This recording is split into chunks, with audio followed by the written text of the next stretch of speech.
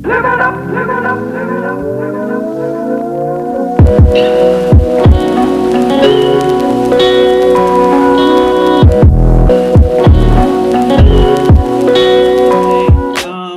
Greetings, everyone. First of all, I want to thank you so much for taking the time to join us. My name is Keisha Hugh Aban, and I am the creator of Professional School Counselors of Color.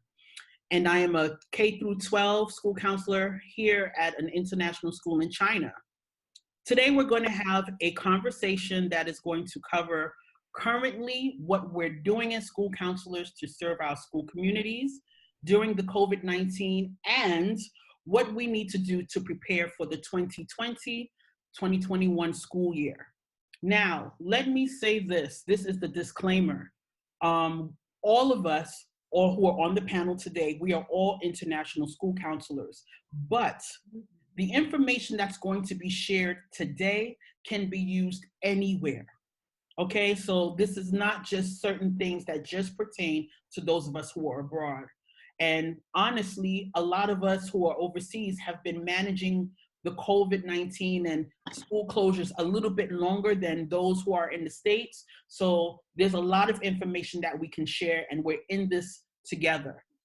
Okay, so today I'm joined by a few of my amazing school counseling buddies who are doing amazing things in their own respective schools and countries. And at this time, I'm going to allow them to introduce themselves. Ladies, welcome. So please introduce yourselves and tell us what countries you're working in, along with your student population, and let us know if you are a solo counselor or if you work part of a team. Hi, I'm Yolanda. I'm Yolanda Kikuya. I'm a middle school counselor at Qatar Academy in Doha. Previously, I was a high school counselor in Kuwait for 5 years, middle school for 2 years. Next year, there's a possibility of me going back to high school and middle. What was the other question, Keisha? Was that it? Are you on a solo counselor or are you on a part of the team? Okay, I'm a part of a team. Very small one next year. Okay. All right. I'm Cheryl Ann Weeks. I am currently working in the Ivory Coast in West Africa. This is I don't remember, I think it's my fifth school. High school counselor, 9 through 12.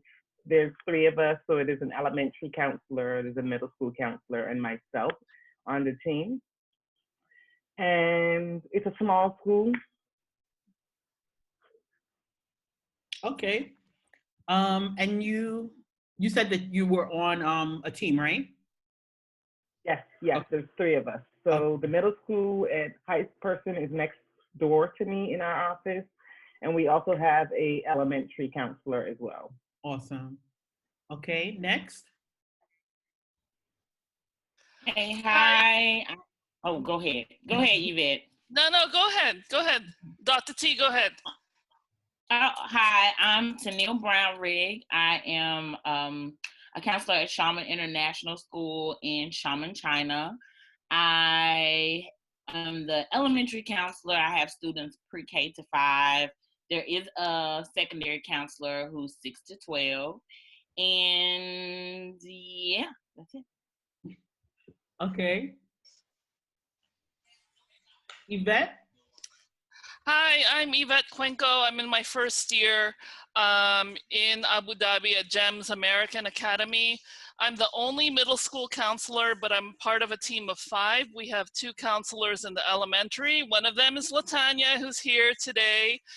And we have 2 in the high school. And this is my 4th school overseas. I was in China previously in Shenzhen for 3 years. Okay. Cassandra? And I wanted to go last because, like many of you, I am here to learn as well. So thank you, lovely ladies, for this panel because we're going to be grabbing a lot of information from you. I am Cassandra Ford, and I am in my 23rd year in this profession. I spent the first 20 in Northern Virginia, and then I had the great opportunity to go abroad, and I worked 2 years in Dubai. Then I went back to my school district in Virginia and learned that I could go again. So I came back out and I am in Tanzania at the newest UWC, United World College in East Africa. I am the only counselor, and we have 2 campuses, early childhood through diploma program. And this has been quite an educational year. So I look forward to keep learning. All right. So ladies, our first question, how did your school break the news about the COVID-19 closures? And what was the response of the school community?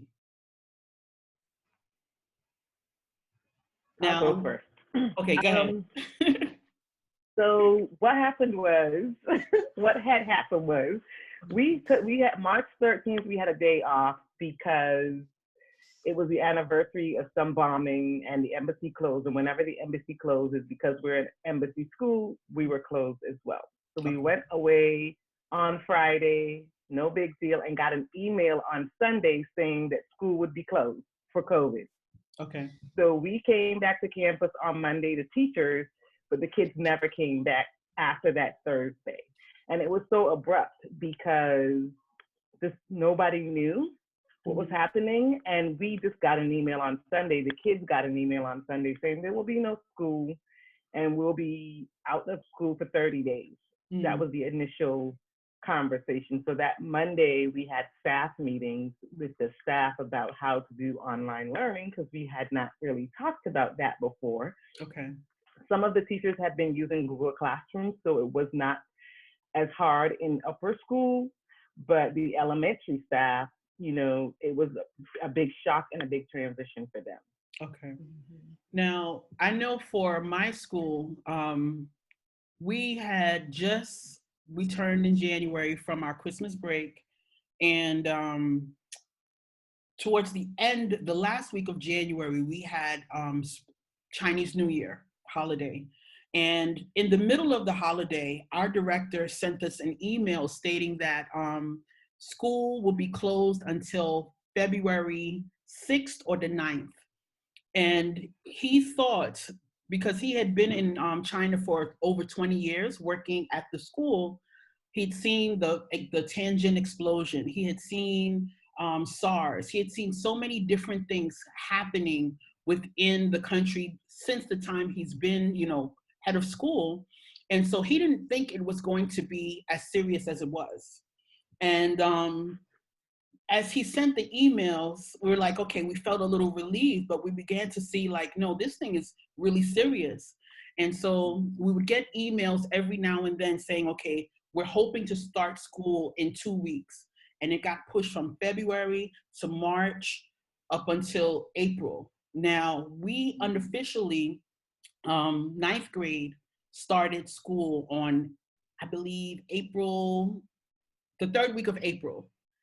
And they've been in school all this time. Last week, we finally got grades 9 and 10. And so it's 9, 10, and 11. So we just gotten all of those kids back. But the community, for the most part, they took the news well, because I think our director did a really great job handling the situation, even though it was a lot of uncertainty. Breaking the news, trying to find out the latest thing from the local government, the entire government of China, and just trying to make those decisions. So he made us feel a lot, really comfortable with all of those different things. But for the most part, I think our community took it pretty well. Dr. T, what about you, since you're in China? Similar to you, while we were on Chinese, well, prior to us leaving for the Chinese New Year holiday, we began to hear rumblings, but we didn't hear anything definitive in regards to not coming back to school. Mm-hmm. And then while we were on break, we got an email saying that there was a possibility that starting on February 3rd, we would begin, our students would begin online learning. Mm-hmm. So online learning starts on February 3rd, and we're told that there's a possibility that it will go to March, like you said. Yeah. And it just continued after that. We got 2 other dates after that. I think one was mid-March, and then we got another one saying the possibility of us opening in April. And then after that, I think it was just the understanding that very likely we wouldn't be coming back. The community was very receptive to the school's response. However, there was, after some time, we have a lot of support in our school. So at our school, we have, on every grade level, each teacher has a TA. And on every grade level, there is an ESL teacher. Okay. So our kids have a lot of support, and we have reading support. So with that, our kids get a lot of support in school. So outside of school, not so much, of course. Yes. And so after some time, I think the parents begin to feel the brunt of them not having that support. And there began to, there was one grade level in particular that complained incessantly, wanting to come back to school. Yes. However, again, I think the school did a really good job of handling the sharing of information as much as they could when they could. Okay. So pretty similar to I think our situations are pretty similar. Yvette? Very much so. I think if I'm remembering the timeline correctly, it must have been like the middle of March. Okay. Here in Abu Dhabi, where like news broke out overnight that the Ministry of Education has decided that schools will close. No, I take that back. It was the middle of February because we started in March with the distance learning. So they announced overnight in the news that they will close schools for at least 1 month. Instead of our usual spring break, which starts at the end of March, they were going to start at the beginning of March. So that way the local schools, especially who don't have the same resources as the private international schools, will have some time to prepare with the technology and everything. Okay. The issue with that announcement is that it came out on the news first, and Yolanda will know this, that things don't really talk to each other sometimes. Like the big government organizations don't often speak to each other in this part of the world. So it kind of caught our local education council in Abu Dhabi off guard. But then they had a response, at least by the end of that day, when schools started to buzz about it, that yes, it's definite. The government has issued this a mandate, right? So then we started off with that, and then in the middle of the distance learning, that first month, they announced that schools will be closed for the rest of the year. Okay. And that's because in the Gulf Coast region, they all tend to kind of copy each other. So once Kuwait shut down, I think Kuwait was the first to close. Yeah. Everyone else followed, like Qatar and Bahrain and all the other countries, they followed what Kuwait was doing. Initially, the response from parents was definitely anxiety, but they understood that, we don't have a choice. All the schools are closing. It's not like GAA is just choosing to close by themselves, right? So it's something that the government mandated. But then after it started to sink in that this is going to be a long-term thing, parents started to ask about tuition discounts.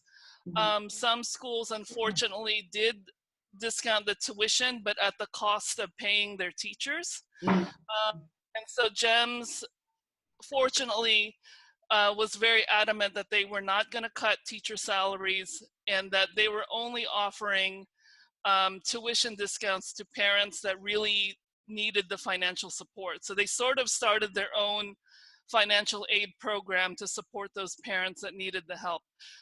But as far as I know, all of our teachers are getting paid 100%. All of our EAs, who, most of them are Filipino, let's face it, that's how it is in this part of the world.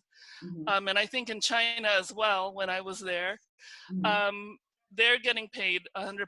So I think that the school and admin did a very good job of communicating that to the parents. And also, there's been a lot of surveys going out so that they get the feedback and that we can modify and adjust our system of doing things. Okay. Yeah. Yolanda? Basically, everything that Yvette said happened to me in Qatar. Everything. So the only thing that was different is that I was contacting Keisha months ahead of time saying what you got, and contacting other schools in China, like what you got, because I wanted to be that person at school, be like, well, I have this, like, you might want to follow it.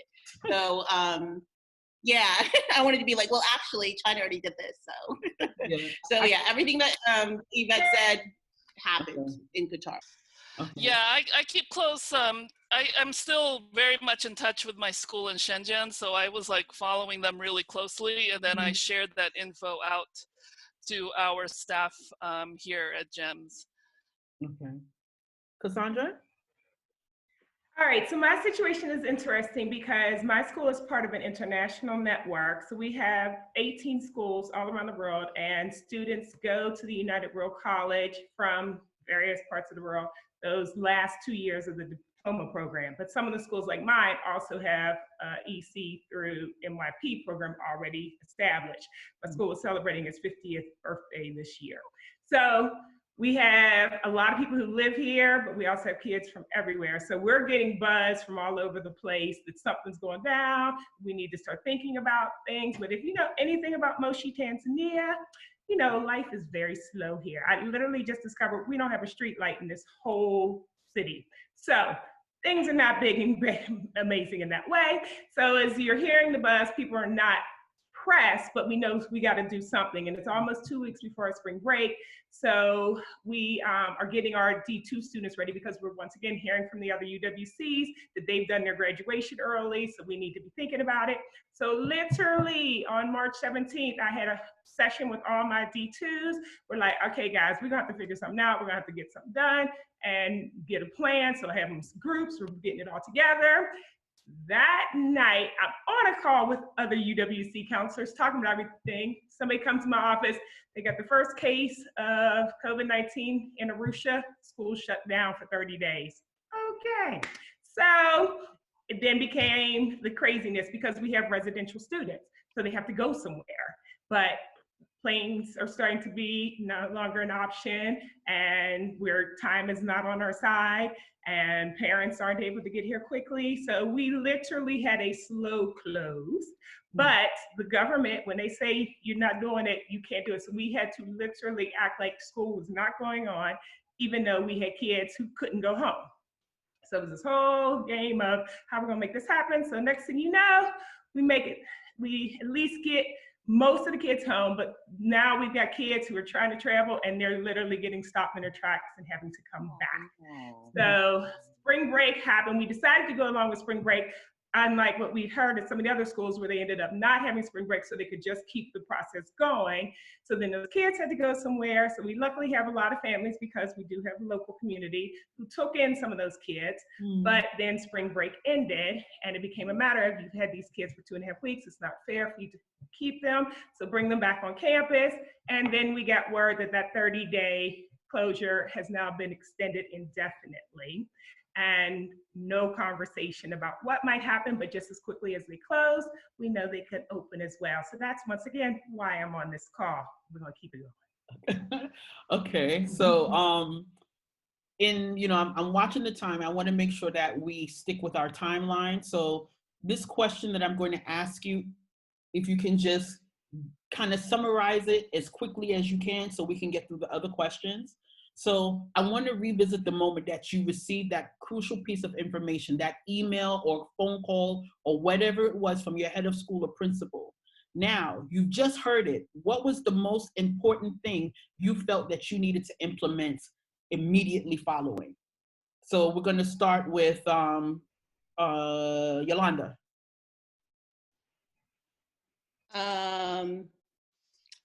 I don't think that we had, I mean, maybe it might take some time to think about it, but I don't really think that there was a lot of information that was like super crucial. Okay. I think it's because I'm considered admin and I was actually like sending them a lot of stuff that was already happening in China. So like they were already repeating things that were, I'm like, okay, yeah, I told you to do that. You know what I mean?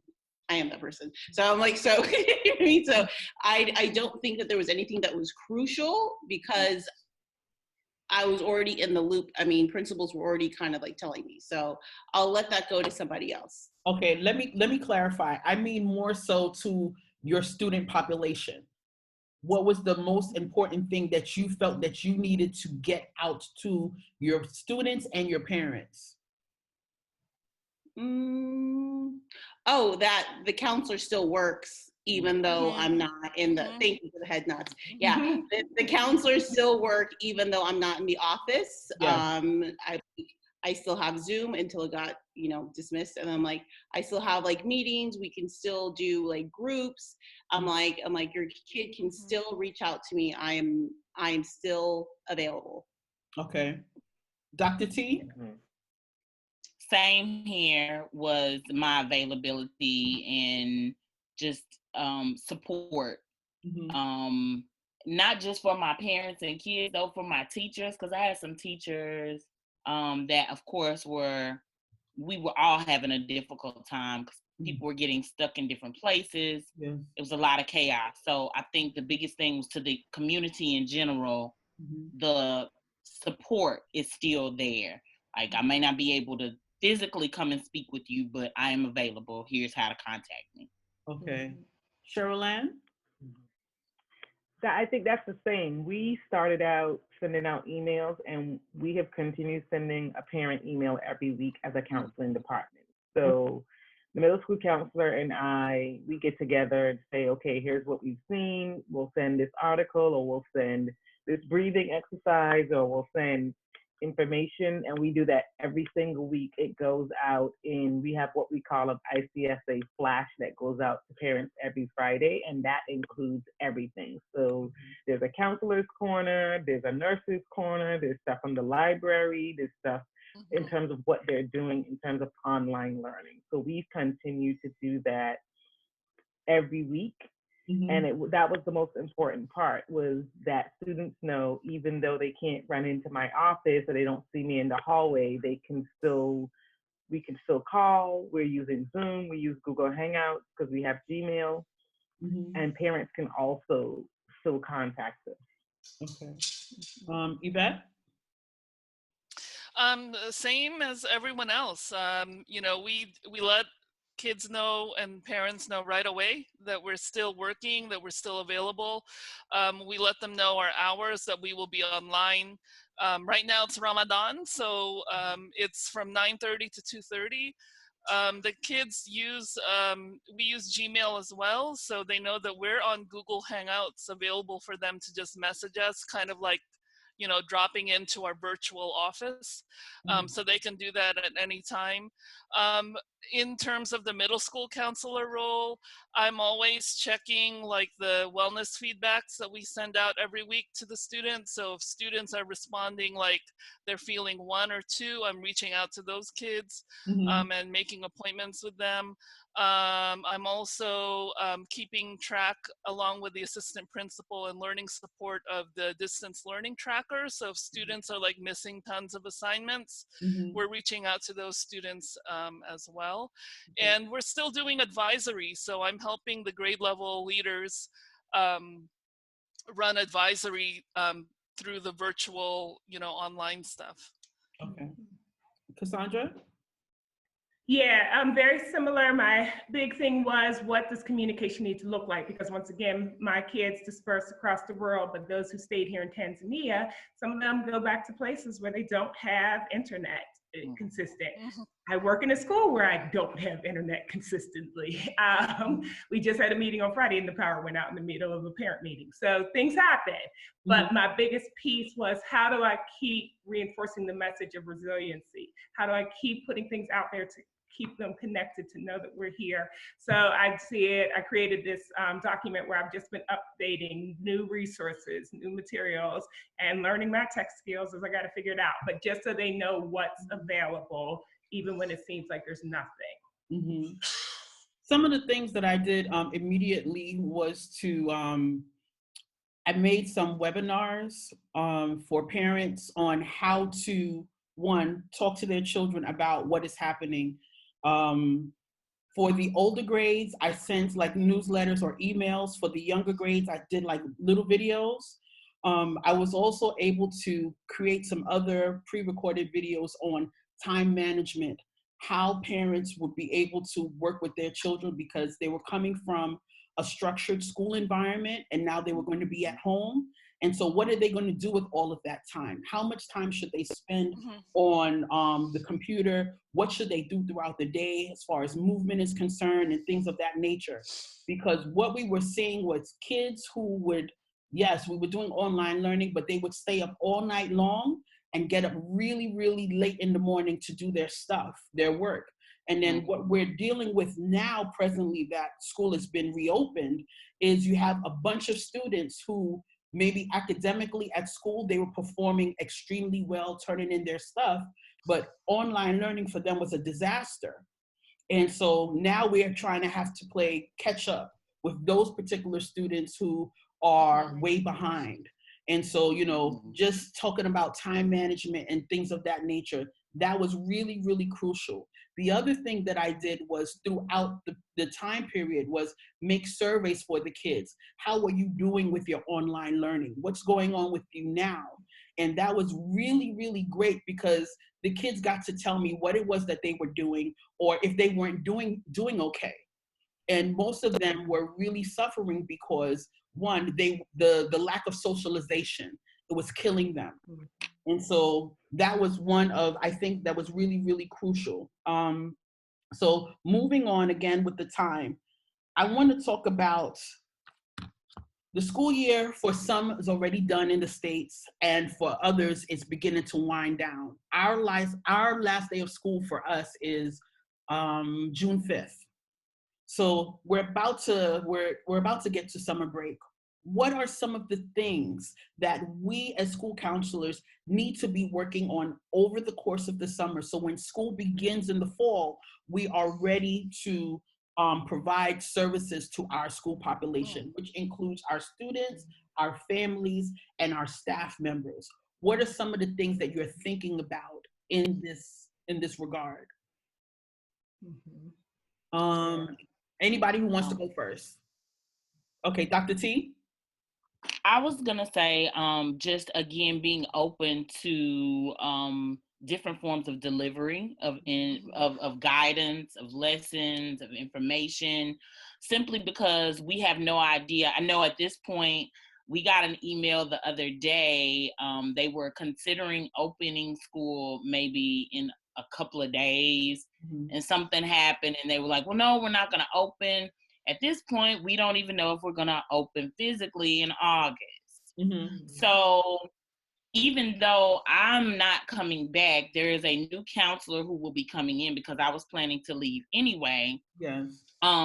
Helping, and this is going to be her first year as a counselor, period. Wow. So she's coming in on the cusp of confusion of COVID-19. So I feel like in helping her transition to not only a new position, but doing it in a way that I'm not even used to doing it. I've been a counselor for 14 years, but this is all new to me.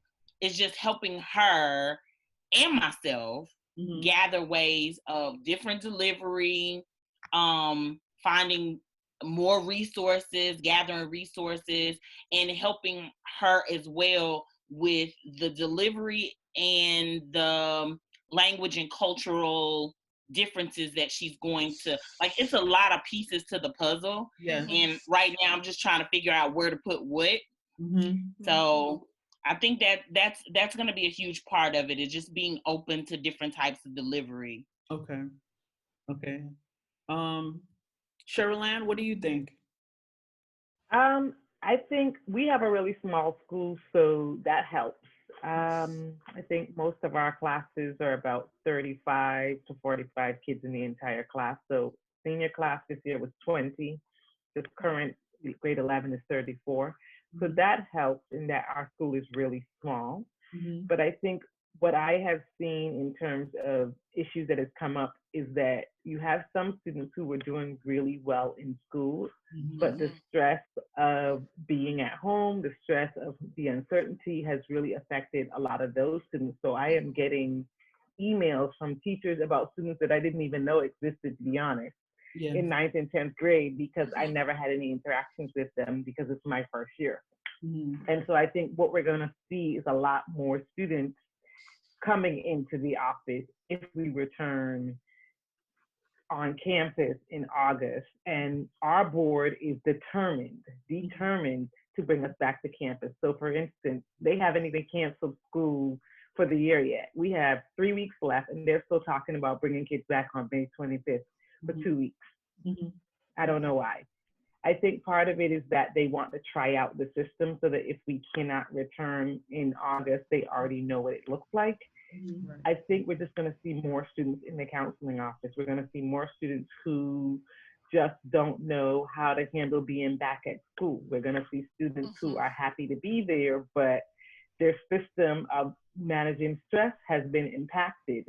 I've been having lots of conversations with students who were highly functioning before, and now they're like, well, all I do is procrastinate. All I do is get on my phone. All I do is sleep, because they're not equipped to handle the stress. So I think that the first couple of weeks of school will be more of that kind of conversation, not jumping right back into the academics, but really having more advisory type conversations about here's how you manage being back at school. Here is how you manage the stress that you've been feeling. So giving them space to have those conversations is what I would like to see happen. Okay. Cassandra? Yeah, my biggest thing is going to be really building that network of what support looks like in this area, because as a solo counselor, I am going to have a new counselor on the other campus. So we're already collaborating to say, how are we going to ensure our community knows what is out there to support them as we make this transition. The other thing we've started to do is have a Wellness Wednesday, weekly e-newsletter that goes out, and we've been highlighting different things that students have done. But I mentioned that because the thought that I had that we've really been trying to build a foundation for is when we come back, we're going to take baby steps. It's not going to be jumping all the way back in, because we're not going to be ready for that. So as some other schools, because once again, I'm all about taking from great ideas, do a Wellness Wednesday. They really give their students and their staff an understanding of the importance of that time, and how do we get ourselves in a space again where we're ready for everything that's happening. So we're laying the foundation for that now, so that whenever we begin again, that's something that is a community-wide initiative, and that we all can support the importance of that. Okay, great. Yolanda? Okay, just real quick to add is that me and the principals and other learning support, we've been thinking about bringing in the kids. So, because I'm middle school. So bringing in the kids, so sixth graders would come in with grade 12, but the thing is the grade 12 would help orientate the grade 6. The thing is that our culture is like, it's normally if you don't see somebody for a while, you're just very, oh my gosh, love you, you know, but the thing is they're like that normally, you know what I mean? So there's 3 kisses on, you know what I mean, back to forth, whatever. So the thing is like, we really, really have to like, you know, send out a lot of information before, like, this is how you're supposed to act. You know what I mean? Even to the teachers, be like, when you come back, like, you can't be kissing people the way that you normally did. You know what I mean? So we have to push that with the staff, and then be able to push that with the kids. But again, we're gonna have a situation where we're gonna have like our older kids help orientate our younger kids, because there's no way for us to, deal with a big old group of 700 something kids coming in at once, or I think it's more than that. But yeah, so I'm done. You bet. I think right now my mindset's in transition. And it is normally at this time of the year anyway, if we were at our brick and mortar campus. So I'm thinking about grade 5 to 6, which is a big transition, but also our current middle schoolers as they're moving up. We're working on that with the grade level leaders and advisory. I'm going to be working with admin about the start of the year and having more like an orientation week / boot camp about learning how to be in school again. And I want to push really hard for that, because especially with the turnover of our students, we're a very mobile population. We have a bunch of new kids coming in, quite a few of them not from the UAE. So I think that would be a great time to kind of bring those students into the fold, and they'll be with their advisory groups for a couple of days, focusing on the Maslow stuff before we get into the academics. Okay. So for myself, I think out of all of us, I think I'm the only one that's back at school, right? Am I? Okay. So before I answer the question that I've asked you, I need to preface this by talking about the initial return when we first started. So our head of school, like I said, he's done a fantastic job. There was a lot of things that he needed to put in place to satisfy the district that we're in with our local government before school would be allowed. Now, initially we were told grades 9 and 12 could only return. And with our system, our school were IB. So our students, the grade 12 students, were already finished because the IB had canceled examinations that they had to take. So effectively, the seniors had unofficially graduated, but they were finished. So we had 9th graders, 23 in all. Some of them were out of the country, but we had 23 students. And when we did our seating, where they had to sit one student per desk, however many feet apart, they were in the classrooms to the lunchroom or whatever. It was the most depressing thing I've ever seen in my entire life. For 3 weeks of school, it was that way. Now, looking at the kids, they were very quiet. They were, still trying to get orientated to being back in school. But the fact was that, yes, they were happy to be there, but this was their new normal. And it was just kind of like, wow, for the teachers, for the staff members, we were looking at them just like, oh my gosh, what can we do to make them feel better, to kind of bring them back to themselves? But the thing is, it's a gradual process. They just needed to process in their own. We're looking at them in the sense of saying that, well, we need you to be chipper. We need you to be happy. Let's be happy. But no, they just needed to just go through their emotions on their own. So that was the first thing. So it made me start thinking about when we come back to school, I don't think the focus needs to necessarily be on academics. And that's going to be the thing that I'm going to be pushing. I think they need some time to have an audience to talk about how they feel. That is going to be the most important thing when we return.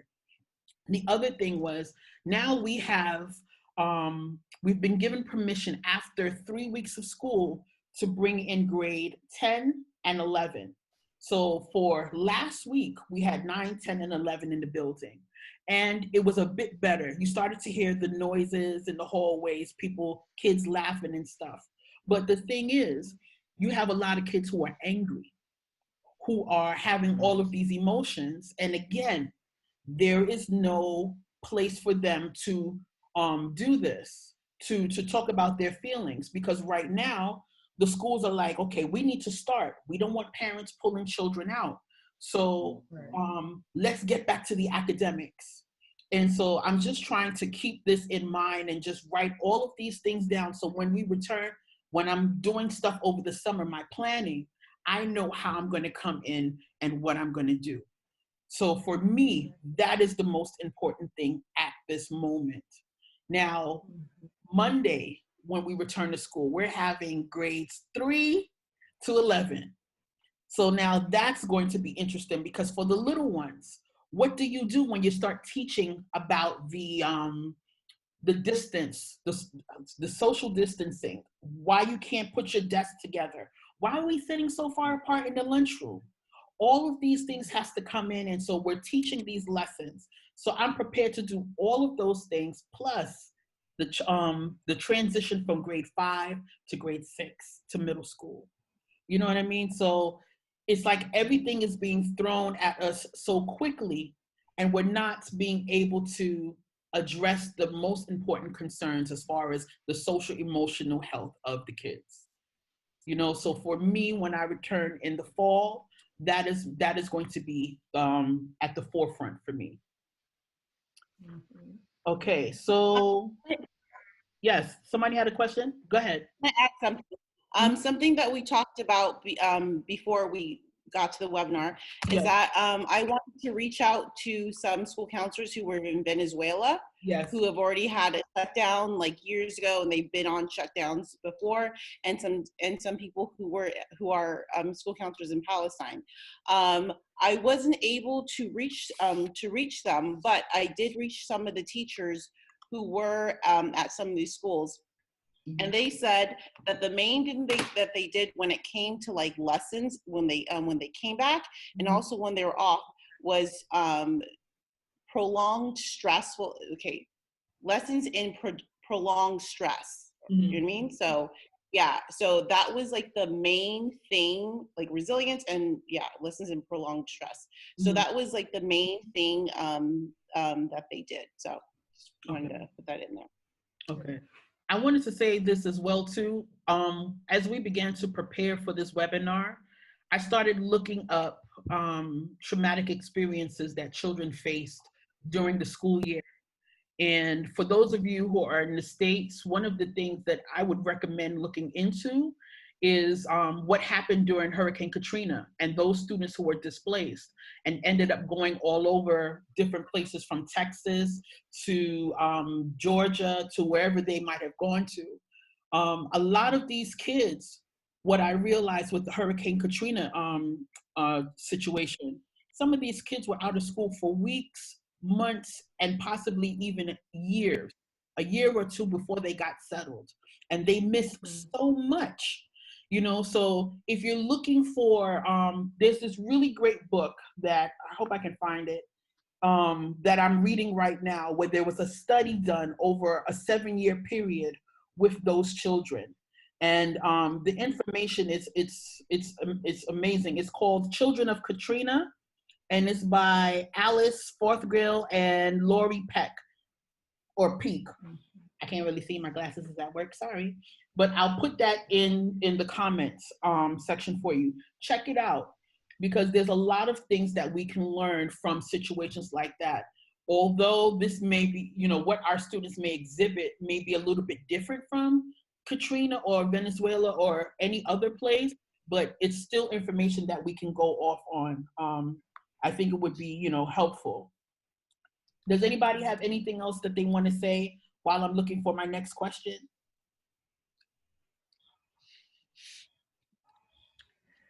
I think Eden, she talked about how difficult it is to do counseling online. And it is hard. It is hard. It's hard for the kids. It's hard for the parents. It's hard for us. I just say be patient. What all of us has kind of answered it, but we send lots of emails. I send lots and lots of emails. Just, hi, I'm checking in. I send lots of Google chats. Hi, how are you doing today? What do you need help with? Do you need me to sit down and look at your schedule? I then do phone calls. So kids may get emails from me every 2 days, especially the students that I'm worried about. And if they don't answer within a week, I send an email to the parent and say, hi, I'm trying to get in touch with Yvette. I've sent 3 emails. Yvette has an answer. I just want to check in and make sure. So it is a lot of more communication. than we would in school, because in school we would just go pull a bit out of a class, or we would see them in the hallway, we'd check in with them. But now it is just, you're on your computer all the time. I feel like I'm stuck to this thing in a way that I wasn't when I was on campus, but it's just lots of different ways of communicating with them. I have some students who will talk to me for an hour on Zoom and some who won't. But it's just allowing them to ease in. So I had a disagreement with teachers recently because I said, you know, students don't want to turn their cameras on. It's not a big deal. Yes, they do need to turn their cameras on. Yes, they do need to. And I was just like, look, we have to allow students to deal with whatever they're dealing with. And I think that that's going to be the biggest part, is flexibility. Some students are going to be okay on camera. Some students are not going to be okay. And we just have to be encouraging teachers, admin, everybody to be patient. Allow them to just ease in, because counseling like this is hard. It's a face, you know. And if they're at home and they have several siblings and they don't have a private space to talk, that's even a bigger issue, right? That I'm talking to you, Miss Weeks, but my brother keeps walking behind me, and I see them. You know, the brothers keep walking by, and every time that person comes into the room, they stop. But we have to just allow them to do that. It's just, we're all in new territory. Okay. So Yeah, I've had students. Go ahead. I've had students tell me that they prefer sending like Google Chat messages, especially when they know little brother, nosy little brother, little sister, or, you know, auntie, or even the maid is there. So yeah, they want to keep things private and the camera off so that it doesn't look awkward for them. So yeah, it's interesting to do a 30-minute counseling session on Google Chat. That's a definite adjustment. Yeah, and I was just going to add, one of the biggest things that we had also talked about pre this webinar, was how do we get that seat at the table as counselors advocating? Because I know some people have mentioned about being afraid for losing their jobs and cutbacks. I've got to cut back. They're cutting us back, all of us, by 17%. This is our time to shine, because everybody is now understanding the importance of mental health. And so the more that we're advocating for our students, bringing information to the table, like the resource that Keisha just mentioned, the more we're putting resources out there. Like, I just put the whole training from my staff, I didn't do it, I shared it with them, because once again, that's what I do, about adverse childhood experiences, you know, and helping them better get a grasp around that. So they're starting to think about, what does this mean? Because I know what I'm feeling, but how do I recognize what this means for children? So this is our time to shine. We step up to the table and they start to recognize the importance of our role more than ever. Okay, so before this, I'm going to ask one more question, and then we're going to take some questions from the attendees. I know that there are some principals, some, you know, admin, where, you know, they utilize their counselors. They want to know our opinions and what our feelings are about certain situations. But in some schools where the counselor's opinion may not necessarily be valued, or they're not included in those conversations, what advice would you give so that way they can advocate to be in those important conversations, so that they can worry about, you know, speak on behalf of the students to advocate? What would you recommend to them?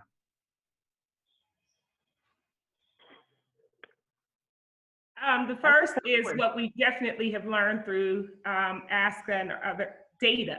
We've got to be collecting data that's truly showing them the social emotional impact that this is having, and so that we can also come to that conversation with resources and be able to explain why we feel this would be successful, or why we feel something that's happening is not working. But we definitely have to be able to show evidence, because we know what we're dealing with, and also demonstrating things that we have already been doing and the outcomes of those items. This situation is just unprecedented, right? It's affecting everyone around the world, literally. So we can kind of commiserate in that, in the unknown. Absolutely. Anyone else? I think that's the big piece, that normalcy of this experience, because I think there's too many times that our students do get caught up in that we're the only ones, but then helping them to remember what that looks like across the board and then kind of bring that back, because we are looking at that as well. And we have, once again, a very different situation, because I have students on campus right now because they are still in this country, and we're already thinking about the fact that if other students can't come, that we are going to have a blended program where some are here learning and some are at home, and that's going to bring about a host of challenges. But I think that goes back to that statement of resiliency. What are we modeling, and how are we helping to create these systems that, although they may not be perfect, we're going to keep tweaking and going as we grow. Okay. Anybody else have anything that they wanted to add? I don't Okay. know.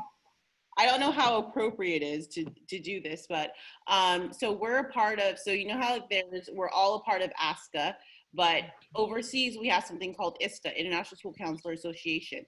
Now, ISCA has been putting out some amazing stuff when it comes to, like, you know, webinars, or just even like the resource page of like activities and stuff like that for your kids. So the thing is, it's $100 membership. I don't know if people want to spend that, but the thing is, there's $100 membership. Maybe you can share it with the other colleagues, whatever, but definitely tap into their resources, because that might be actually really helpful. I haven't looked at it in a while. I don't know how many non-techie things or non-internet based activities in there. But the thing is, a lot of people who are putting stuff in ISCA, it's slowly finding its way over to the US.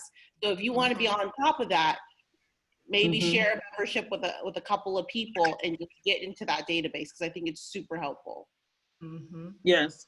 ISCA stands for International School Counselor Association, ISCA, ISCA. Okay. Now, it is 11 o'clock. I start on time and I end on time. Praise the Lord. Hallelujah. All right. This is what I'm going to say before we log off. There were some questions that a few people had that we did not get to answer. Someone wanted to know about what is going to happen, as far as, could I share about what's going to happen with the little ones when they return. I promise you, before we begin school, I will come back with that answer. If you email me, if you have that Google link with all of the resources, I will add my email there so you can find me. For those of you who are with elementary school, email me. I will tell you how it goes after next week. Yeah. Don't email me on Monday. Please don't email me on Monday. Email me next week and I will tell you. We will try to do this again closer to maybe like August, September. Maybe we can have a planning period or something together. I don't know. We're going to work it out, and then we'll watch out what happens with the world. Okay? I mean, who knows? A miracle could happen and we can go back to normal. We don't know. So we're just going to have to wait. Okay? What'd you say? Inshallah? Inshallah. Inshallah. That means God will. Inshallah. Arabic, yeah. Alhamdulillah. Okay. So can I also add, Keish, everyone, please take care of yourselves. Yes. You don't have to go to every. I love everyone, but I don't attend every webinar when I'm tired. And we have to pay attention to that, because we're no good to our kids and our community if we're exhausted and not feeling 100%. So please take care of yourselves, stay healthy. I started gardening yesterday, which is like, you know, in Abu Dhabi, it's 120 degrees outside by 9 o'clock. But it's just something, you know, find things to do, you know, to help take care of yourselves. And like I said too, this is a community, and we have so much knowledge and wisdom. We have to keep these lines of communication open. We have to continue to recognize that I may not have the answer, but I got a fellow counselor right next here via the internet. That's been my biggest thing. I keep telling my kids, y'all are so lucky that there's so many great things being created because of this. But grab on, learn, find each other, because we are experts in all different ways. Yes. And so with that said, go ahead, Yolanda. Can you please, if you guys need to, please save the chat. So in the chat, there's 3 little dots. Click that and it says save chat. So maybe there's certain information that you didn't get, and then it'll save to your computer. Right. Oh, girl, thank you, because I didn't know about that. Yes. So thank you for that. So what I'm going to say right now is I want to thank everybody for coming, for just being with us. Oh, do the same thing again. Carla Bell wants to know, how do you save? Okay. And in addition to that, go. When you're in the chat, so in the chat, there's this button. It has 3 little dots. You click on that, and then it'll be like a drop down. It says save chat. Mm-hmm. Did she get it? Okay. Did Carla get it? Let me know that you got it, Carla. If not, If I'll say. not, The screen share. Okay, she got it. Okay. Here we go. Perfect. okay. So this is, like I said, the first part of it has been recorded until I got booted off, and I see right now on my phone it is recording. So I will mesh the 2 videos together so that way everybody can have it and we can go back to it. Again, thank you for coming out. We pray that you will be fine and you will work your stuff out, and we just stick together.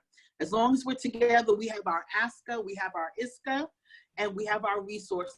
So thank you, everyone. My panelists, thank you so much for doing this with me. I appreciate you so much.